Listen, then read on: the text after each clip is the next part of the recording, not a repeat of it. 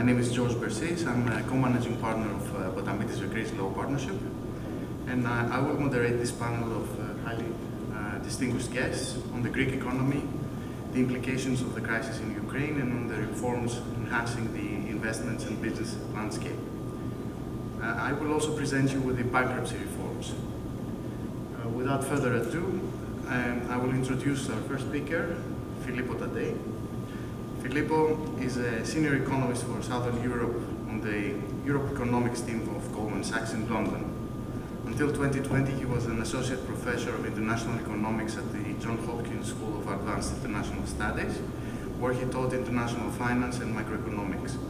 He holds a PhD in economics with distinction from Columbia University and a laureate in economics with honors from the University of Bologna. He has been awarded the Lamfalussy Fellowship by the ECB and the Young Economist Award by the European Economic Association. Filippo will give us the broader picture of the Ukrainian crisis and will then focus on Greece.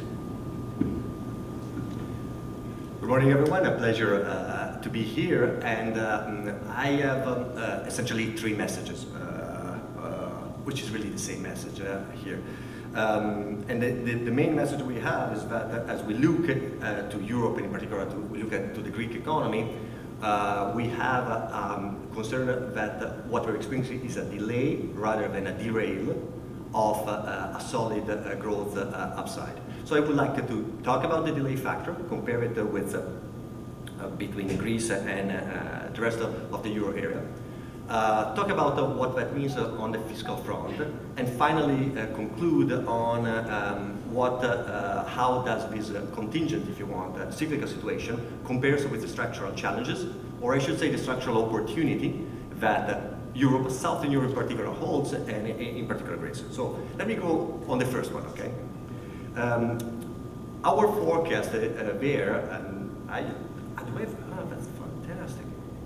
Is this a controller? Right here. Oh, fantastic, yes. Okay.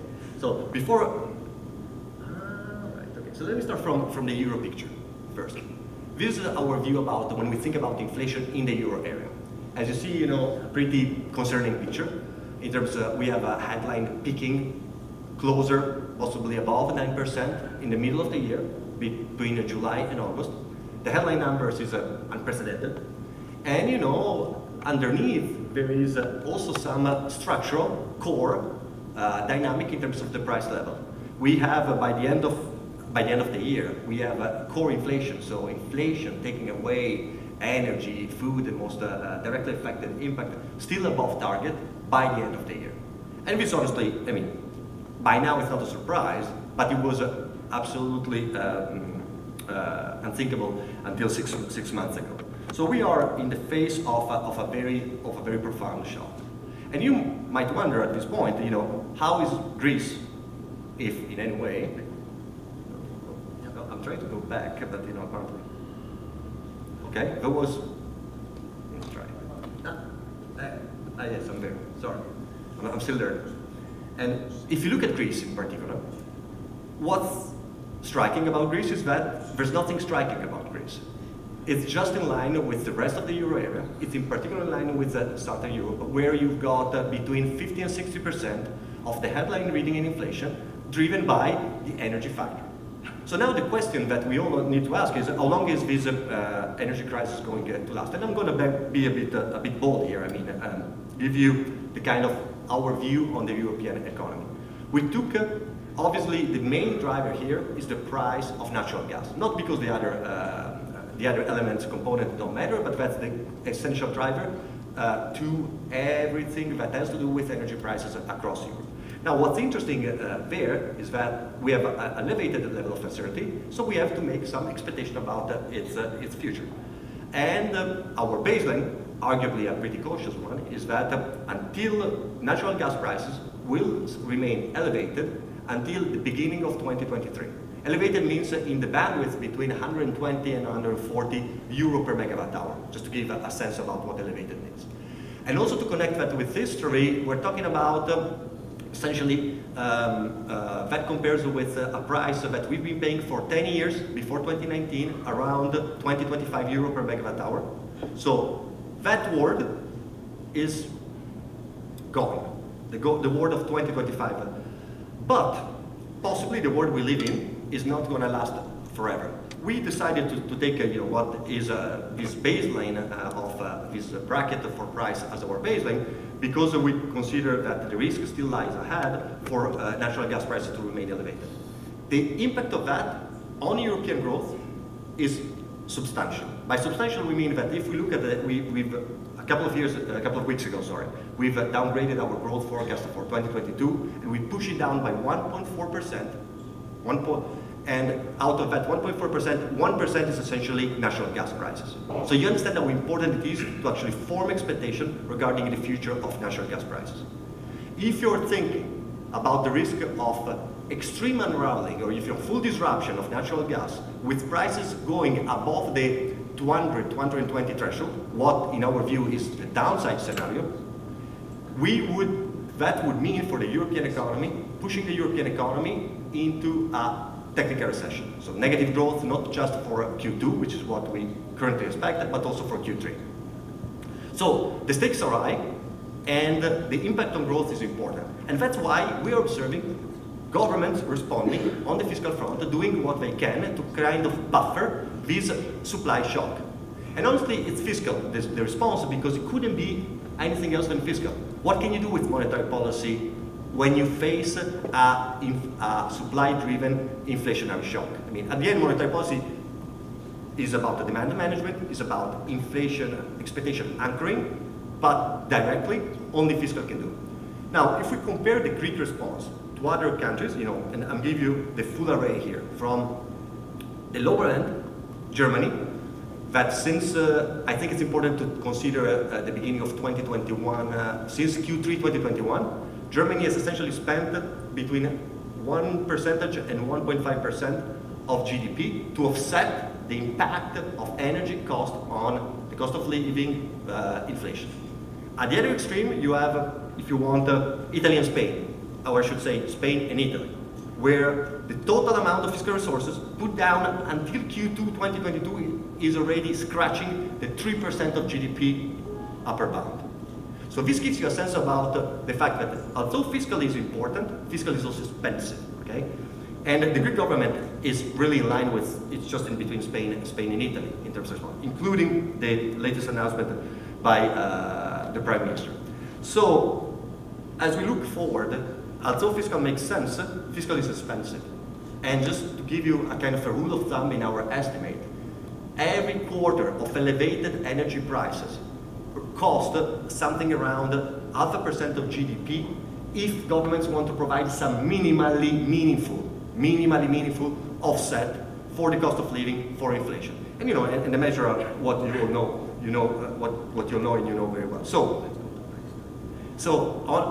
As you see, Greece is really about the fiscal response there is really about in line with everything else that we are observing, that we're observing in Europe, and it couldn't be otherwise. And if we look forward, if you want to ask yourself how much Greece will need to put down in terms of fiscal spending, that 0.5% that other countries are spending and Greece is also spending per quarter is kind of the guideline for every quarter of elevated energy prices. And by elevated energy prices is exactly what I mentioned before. Okay?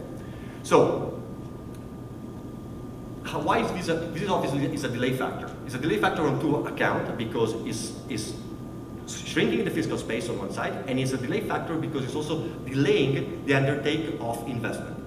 And this is especially important because of the weakness, or I should say the opportunity to actually address the fundamental difference between the Greek economy and others. As you see there, across the board, across Southern Europe, the investment gap has been especially pronounced before COVID. So essentially, the level of investment in a proper macroeconomic sense, so in terms of actual capital expenditure, hasn't fully recovered since the GFC, nowhere in Southern Europe. But in Greece, that has been especially taxing. And what's especially striking about Greece, and this is really a difference, is the composition there. So how that investment gap is really driven by the lack or subdued private investment. And that is the number one items that really you need to address. So what's interesting is that then is to observe that cognizant of this trouble, of this problem, of this challenge, the Greek National Recovery Plan, and I'll stop on this because I think I've run out of my time. You know, Georgia looks at me in a bad way, so it's my time's up. And what's interesting here, and this is something that we should keep in mind, is that Greece is the only country, you know, where the national recovery, where the entire loan component of the national recovery plan is devoted to the funding, directly or indirectly, of private investment. This might come, you know, if you focus a lot on Greece, this for you might be, you know, something, an obvious result, but it's not. In the comparison, you have two striking differences. Number one, only two countries used the full amount of loan within the recovery fund. One is my country, Italy, the other one is Greece. Portugal did a bit, other countries did a bit, but really the loan component is really fully undertaken, fully subscribed only by these two countries. And number two, and that's really the Greek, the Greek strategy, is that while in Italy these loans are essentially used to do the usual thing, you know, more infrastructural, public infrastructure investment, one way or the other, or fund structural reform, in Greece you have this emphasis on private investment, which is different, is likely to be more effective, and is actually strikingly interesting in any cross comparison across Europe. I will stop here and happy to dig more on that issue later. Thank you very much. I think you won't get the second question because we ran really out of time. So let me go to our second speaker, Mr. Tassos Anastasatos, who is the Group Chief Economist of Eurobank and the Chairman of the Scientific Council of the Hellenic Bank Association and Research Associate of the University of Piraeus. Previously, among others, he has served as Secretary General of the Hellenic Ministry of Finance and Chairman of the Council of Economic Experts, and was the Euro Working Group member for Greece.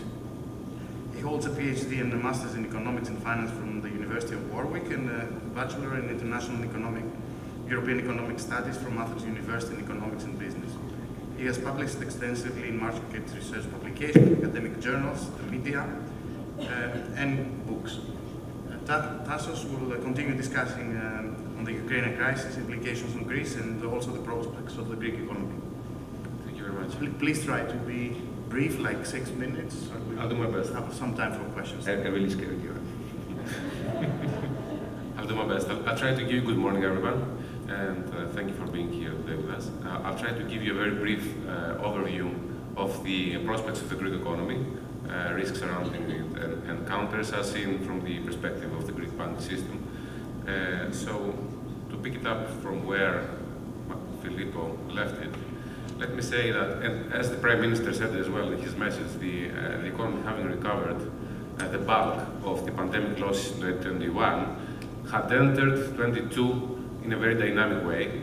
Most leading indicators were seeing showing prospects of dynamic recovery, manufacturing at many year highs, retail trade the same, PMI solidly above the 50 units threshold. Only the consumer was a bit pessimistic in the recent months, given the situation unfolding. So everything was rose, and then Ukraine erupted.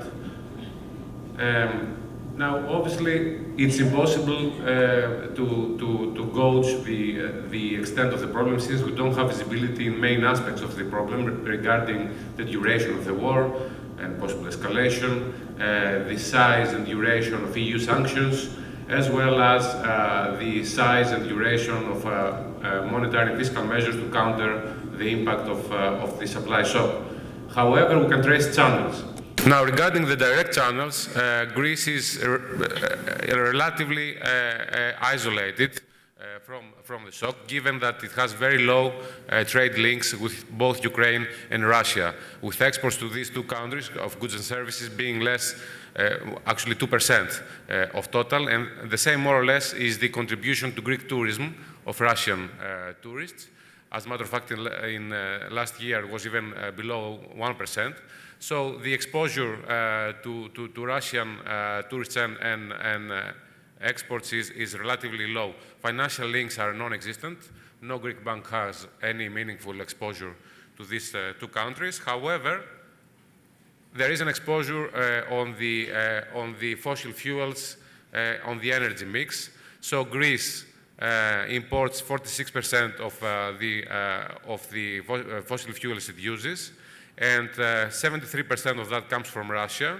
Another 40%, more or less, of its natural gas comes from Russia. So this is the most important channel of transmission of the crisis. The other important transmission channel has to do with uncertainty, which, as we all know, is not very good for consumer and investment decisions, tends to cause a delay with these decisions. However, there are significant counters as well.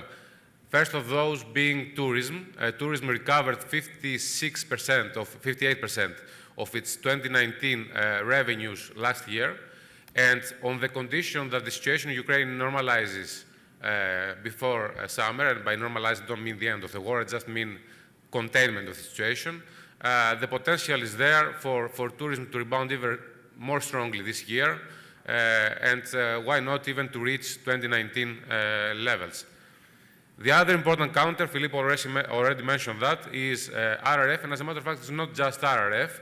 We are also talking about the multi-annual financial framework, what is known in Greece as ESPA, money directed towards SMEs in particular. We are also talking about EIB funds. So in total, along with some other European Commission initiatives, we're talking about 90 billion of funds available to Greece in the next 4 to 5 years. On top of that, you have to calculate 37 billion of purchases by the ECB of Greek government bonds, provision of inexpensive liquidity to Greek banks via Teltros, and the reduction of capital buffer. So all these things mean a very comfortable liquidity situation for the Greek economy.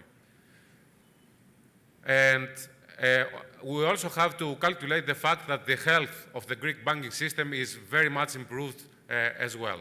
The fiscal measures and all the measures that I mentioned before have resulted in deposits in the Greek banking system having increased by more or less 35 billion in the pandemic alone.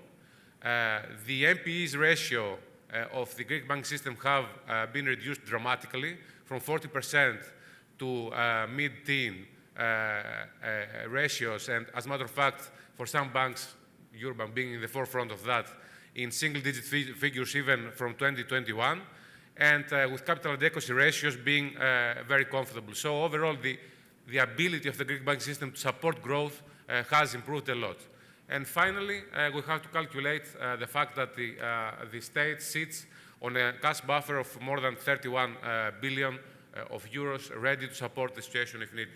So, to wrap up, it is evident that the situation in Ukraine is going to cause a deceleration in the growth of GDP this year, an increase, perhaps a shave of 1 or 2 percentage points from the previous estimates of 4.5% to 5% real GDP growth rates this year, if we believe the median scenario of most official institutions, and it's also going to cause an increase in inflation even in excess of 5% this year. However, to the extent that the situation is being contained and normalized sometime in the next few weeks, and the pillars of Greek productivity, the long-term determinants of Greek productivity remain intact, there is scope for the Greek economy to recoup some parts of the losses of this year in the next years.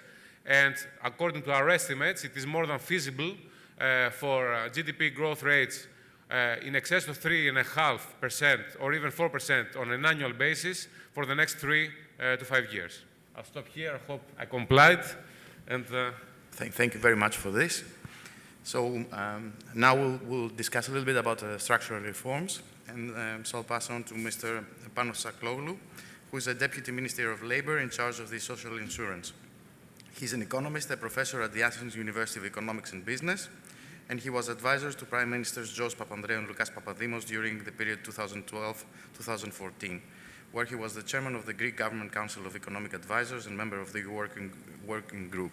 He was actually the predecessor of Mr. Anastasatos. So, and he was also a member of the Economic and Financial Committee. His research focuses on economics of social policy, labor and education economics. He is widely published with over 100 books, articles, and contributions to collecting volumes. Panos will now discuss the recent reforms in the labor market, the pensions and social security and solidarity. Right. Good morning, everybody. Thank you, Chair. The twin deficits of the first decade of our century led to the painful adjustment programs of the Greek economy of the second decade. The most important factor contributing to the budget deficit was certainly the deficits of the social security system, while the loss of competitiveness that was leading to large current account deficits was primarily due to rising unit labor costs, which in turn were due to a large extent to labor market rigidities. At the same time, despite the sharp increase in social spending in the years before the crisis, Greece's social protection system remained relatively inefficient, as demonstrated by the persistently high levels of inequality and poverty. During the last decade, several reforms were undertaken to make the Greek labor market more flexible, to reform the pension system and contain its spending, as well as to improve the efficiency of the social protection system. Undoubtedly, however, Greece's ranking improved in several league tables, but many more things remain to be done. Despite the inevitable delaying effects of the pandemic and currently the war in Ukraine, the Greek government embarked on a bold reform program that includes several reforms affecting the labor market, the pension system, and the social protection. As the time of the presentation is short, I will focus on a number of important reforms affecting the investment environment. The reforms undertaken in the field of labor market were aiming at, first, increasing flexicurity, that is, labor market flexibility, as well as the protection of labor. Second, increasing labor force participation. And third, providing efficient training and retraining to the labor force. A new labor law was adopted, modernizing the legal framework that was dated back to the 1980s. Among other arrangements, it contains provisions for the regulation of employment through platforms, for telework, for working time arrangements, and for the introduction of the digital labor card that will record working hours in detail in real time. Further, it upgrades the labor inspectorate to an independent authority and contains articles aiming to facilitate work and family life. Another important piece of legislation currently debated in Parliament aims to reform unemployment benefits by transforming them into wage subsidies in case an unemployed person finds a job, while benefit is cut if the unemployed systematically rejects job offers appropriate to his or her qualifications, as well as offers for training. In the same bill, initial and continuous training structures are modernized, and the payments to trainers are directly linked to, first, the completion of the training program by the trainee and his or her appropriate accreditation by an independent body, and second, by the successful placement of the persons who receive training in the labor market and the retention of their posts after a number of months. Let me remind you here that quite a lot of money has been spent on improving training and retraining in the Greek labor market. However, the results so far were deemed to be rather inadequate. We do believe that with this bill, we will have a very substantial improvement. Furthermore, a number of reforms undertaken by the Ministry of Education, that is not represented here, intend to strengthen the links between the education system and the labor market, especially through apprenticeships, thus facilitating the transition from education to work that appears to be quite problematic in the case of Greece. Greece's tax wage was one of the largest in the OECD, contributing to high unemployment rates. In the last 2.5 years, this wage declined considerably through both tax cuts and cuts in social insurance contribution. The latter have already been reduced by 3.9 percentage points, and there is another half a point reduction planned for this summer. Unemployment was a serious problem for the Greek economy even before the crisis of the last decade and remains serious today. However, as a result of a battery of policy reforms, including those outlined before, the rate of unemployment that stood at 17.2% of the labor force in July 19 declined to 11.9% in February 22.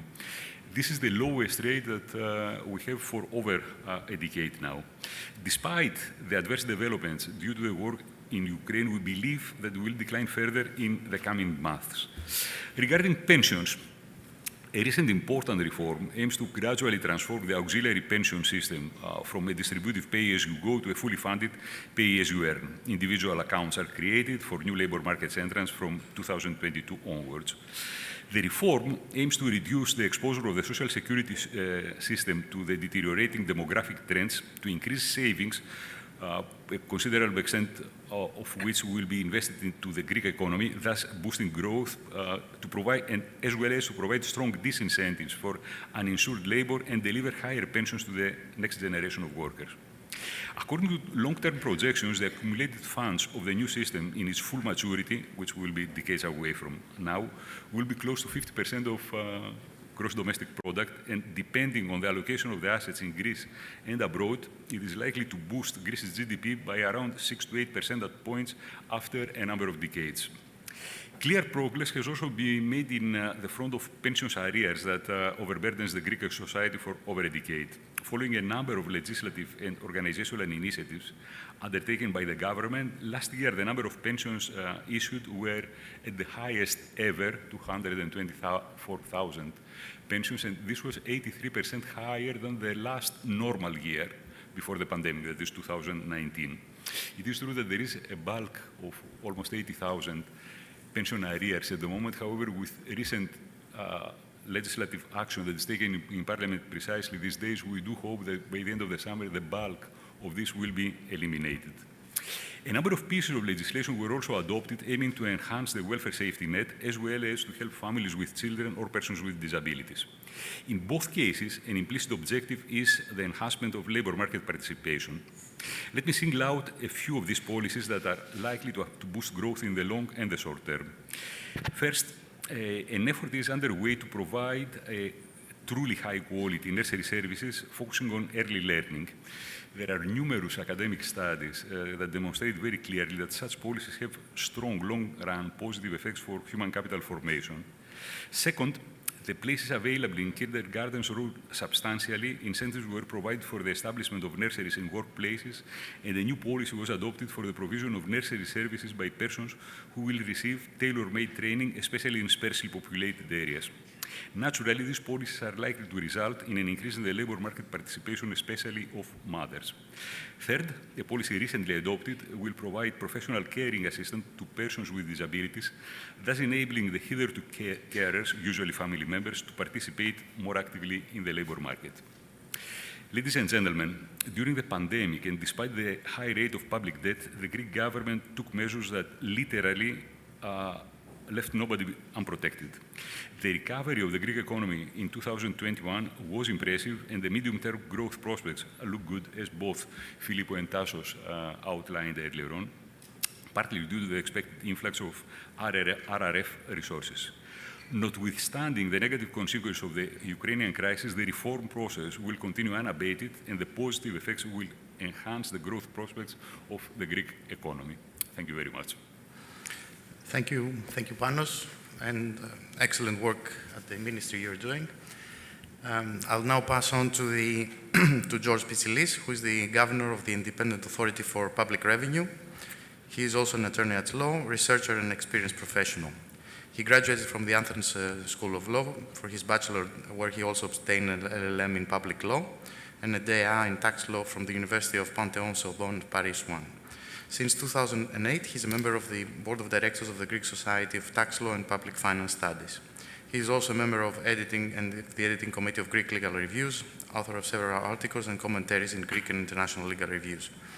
George will now discuss the reforms implemented by the Independent Authority for Public Revenue.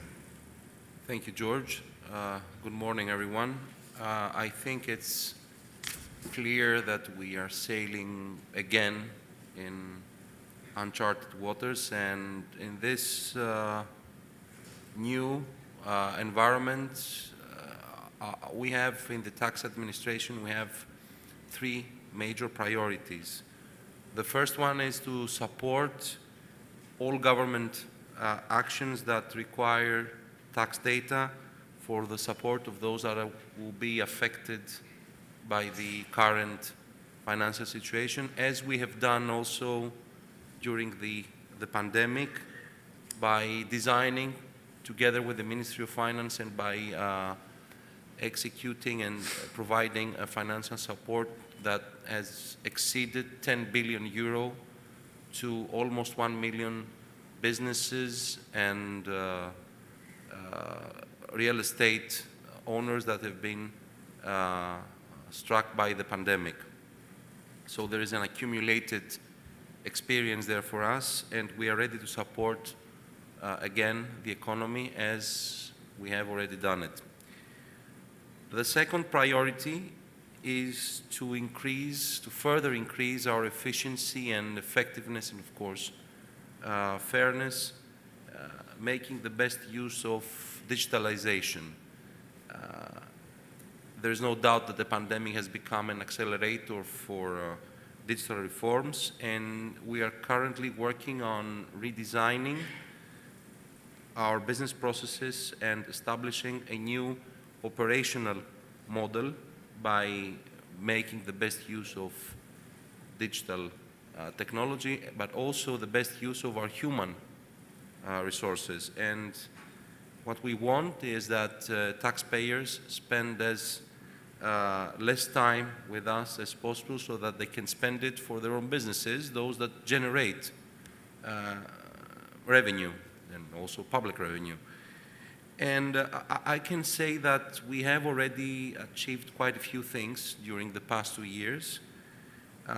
We launched a new digital gate wherein taxpayers can file their claims or requests for more than 250 processes. So the front end is almost 100% digital now for us. We have made end-to-end digital the filing and payment of real estate transfer taxation. Today, filing and payment of a real estate transaction of tax can be done digitally and can be accomplished within 1 working day. And we're currently working on further standardizing, centralizing, and digitalizing our processes, from audit functions to tax collection and tax refunds. We are building a new digital business model that will save time both for taxpayers but also for us, the tax administration, while strengthening our integrity and transparency. And to give an example, today, 7 out of 10 taxpayers that are entitled to a tax refund also owe money either to the tax administration or to Social Security. And today we're doing this offset manually and locally. You can understand how much time is spent both for us and the taxpayers to this respect. So for this year, we have focused our efforts in order to digitalize this process. And to the end of moving the tax administration to the next generation, we have a very powerful tool. The Prime Minister talked about it. It's the RRF. There is a big project for digitalizing the Independent Authority for Public Revenue, 260 million euros, 16 sub-projects, from new core tax systems to business intelligence, artificial intelligence, and big data analytics, the interoperability of online cash registers with POSs, the tracking of trucks and containers once they enter the Greek territory, the digitalizing of our paper archives, to name a few, and very important ones. And we expect delivery of these projects to start coming from 2023, and we have focused our efforts in expanding termination of these projects. The third priority is to become more taxpayer and investment friendly, from creating innovative units for communication and taxpayer service, to strengthening our dispute resolution unit that has been constantly increasing its performance and the quality of its decisions, while at the same time making known to everyone how we treat cases by publishing those decisions. We have also moved to further embracing tools like advanced pricing agreements and mutual arrangement procedures with various countries. And the next thing we are contemplating and working on together with the Ministry of Finance is advance rulings. We are working together on a framework that will allow the issuance of advance rulings for foreign direct investments exceeding a certain amount, so that we can offer tax certainty and comfort on the rules applicable to a specific investment beforehand, before this is made. So I will stop here, George. Thank you very much, and thank you for keeping the time. So I'll make a very brief introduction on the new bankruptcy laws of Greece. Conscious of the time, I'll slice it in half. So basically, when the crisis started in 2010, which turned into a private debt crisis, it was obvious that the Greek bankruptcy laws were not up to the task. That resulted in thousands of companies being abandoned, known as the zombies, because they could neither operate nor go into bankruptcy. There were some efforts to revamp these laws, but with limited success. Actually, with the statistical data, there were about 500 bankruptcies in filings in 2010, falling to 50 bankruptcies in 2020. So you can see a sharp decline in the number of bankruptcies filed, which was a very small number compared with respect to the Greek economy. And only about 50% of this number of bankruptcies were ever concluded. And they also last for a very long time. They last for over 10 years sometimes, and the recovery digits for creditors were very, very low. So in 2019, the government set up an expert committee to produce a new framework, replacing all the prior laws dealing with insolvency over indebtedness and transposing the Restructuring directive. Greece was actually one of the first EU members to transpose the directive, and created a new framework, which was enacted about 9 months ago, beginning of June 2021, and which involves the following main breakthroughs. There were some major changes introduced to the main bankruptcy proceedings, which is basically the pillar of the overall system. Some of the changes involve the provision of a second chance to failed entrepreneurs, which is very important in my view, but also to over-indebted consumers. Now, consumers can petition bankruptcy via an expedited procedure based on an electronic platform, which is the same way as micro and businesses. For larger businesses, the process is more complex, but still substantially streamlined compared to the previous regime. The court that declares the bankruptcy decides on either a piecemeal liquidation of the estate or the sale of the business as a going concern. The piecemeal liquidation is done via a series of auctions, which should be concluded in more or less 12 months. And if we go on a sale as a going concern, this can be even faster. It involves only one auction and is subject to the approval of the majority of the creditors' committee. Another, perhaps the most successful reform involved the creation of an electronic platform for the out-of-court settlement of debts on a purely consensual basis, but with the help of an algorithmic tool. This is limited to financial institution and state debts and is purely out of court. In the previous regime, there was only one out-of-court settlement in 4 years. In the new system, there were some data released recently. There have been 16,000 applications in preparation in the system, about 14,500 for individuals and 1,500 by businesses, which are being prepared now to be completed and submitted in the system. There have been 3,000 applications which have been completed and sent to the creditors for processing. There have been 600 applications which have returned from the creditors to the debtors for acceptance. So there have been proposals. And in these files, the haircuts were about 60 to 70% for unsecured debts and 35% for secured debts. And there have been another 500 cases which involve state debts and are going to be negotiated bilaterally between the state and the debtors. So you can see there is a huge demand for this kind of tool, which will also help resolve the NPL problem and push the economy forward. Also, the new legislation regulates the insolvency profession and allows not only individuals, as was the case before, but also legal entities to be appointed as liquidation trustees. It provides for issues such as certification, liability insurance, code of conduct, and control of professional misconduct. So the profession is now regulated and on a safer and more sound basis. Also, the new framework aims to address the deficiencies that hampered the proceedings under the previous regime, such as the procedural abuse in connection with stays of execution, which are now substantially reduced under the new regime, limitation of judicial intervention, because courts take a long time sometimes, strengthening the role of the creditors in critical decisions, but also broadening the scope of the protections afforded to honest but failed businesses and businessmen. The new proceedings make extensive use of electronic means of registration, publication of procedural stages and decisions, voting among the parties involved, as well as application and submissions.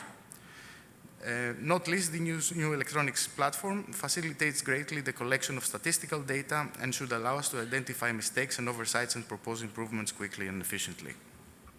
We therefore view that this new framework is a critical reform that will encourage the assumption of business risk, allow the resolution of our indebtedness through the quick settlement of debts, increase creditor recovery, and restore productive means to productive uses faster and more efficiently. Thank you. We have technically run out of time, but me being a lawyer, I'll say that we started a little bit before we were supposed to, so we have like a couple of minutes if Mr. Bournois will allow.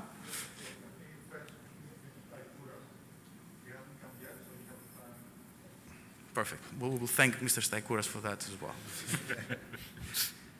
So I have prepared a couple of questions, but I don't know, I'd rather if you have any questions, we'll take the questions from the floor and then we can perhaps discuss our own questions. Would anyone want to put forward a question or a comment?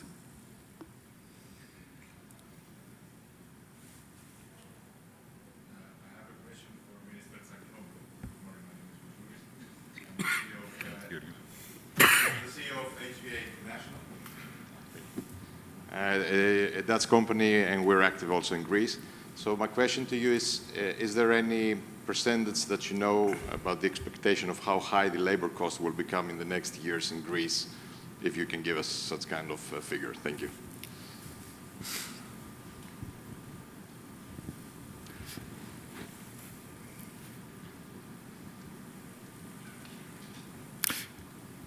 Should we take another question? Please. First of all, I'm not able to give you, let's say, any kind of a precise number. What we are currently discussing is, let's say, the increase in the minimum wage, and as you know, there is a different kind of a procedure than the one that existed in the past. Instead of having, let's say, a negotiation between the social partners and then automatically being translated into law, now we have, let's say, some committee of experts consultation, and then the government takes the final decision. Regarding the second part of labor cost and non-wage labor, this will of course affect the rest of the labor cost, but this is, let's say, subject to negotiations at second and third level. Regarding non-wage labor costs, as I mentioned before, we reduced them quite considerably since we came to power by 4.4%. 4.4 it will be, let's say, in June. Our intention is to go further there. However, the uncertainties that have been created by the war in Ukraine have put a break into this effort. However, it is not out of our agenda, and it is our intention to return to this.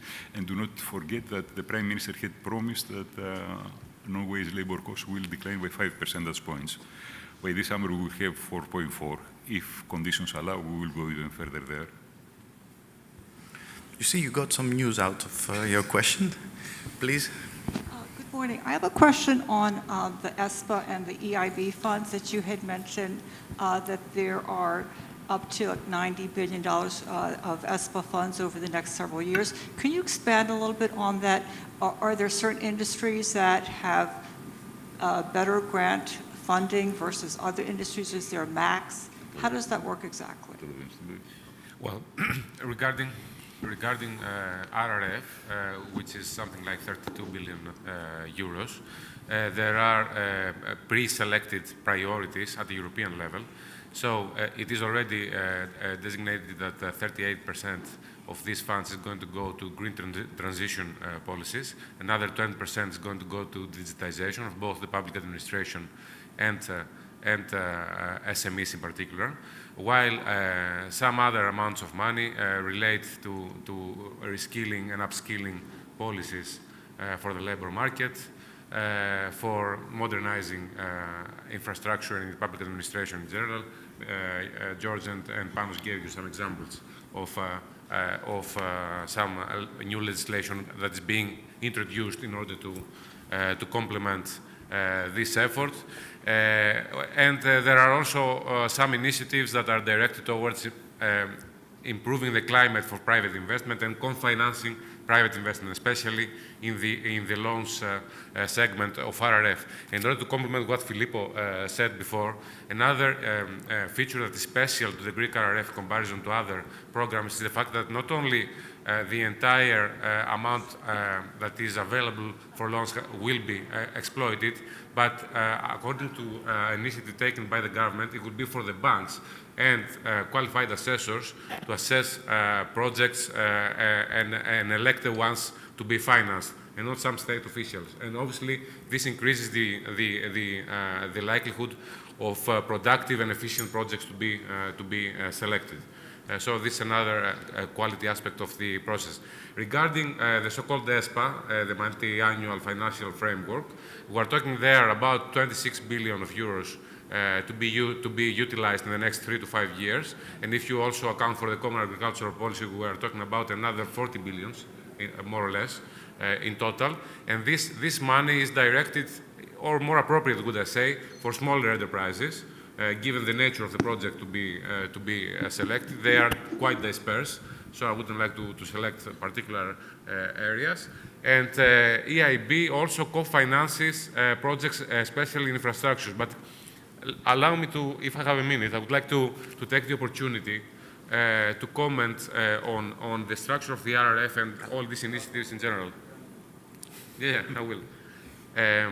Although the liquidity aspect of these programs is very important, it's going to boost demand in the next 3 to 5 years, as I commented in my initial statement, I think that the most important aspect is the fact that these go together with structural reforms that are actually prerequisites for the disbursement of the money, which are going to boost the long-term potential GDP growth capabilities of the country via transforming this, let's say, transitory domestic demand boost into a paradigm shift towards exports and investment-driven growth model. I could name several examples. The Minister and Secretary General mentioned a few. I would also add, for example, the cadastral and forest maps, land uses, the simplification of licensing for investment and renewables, in particular, modernization, digitization of public administration, numerous efforts. And I think that in the long term, these are the most important parts that are going to boost the productive capabilities of the countries. Well, thank you very much for this very interesting discussion. I'm sorry we don't have more time. It's been a pleasure.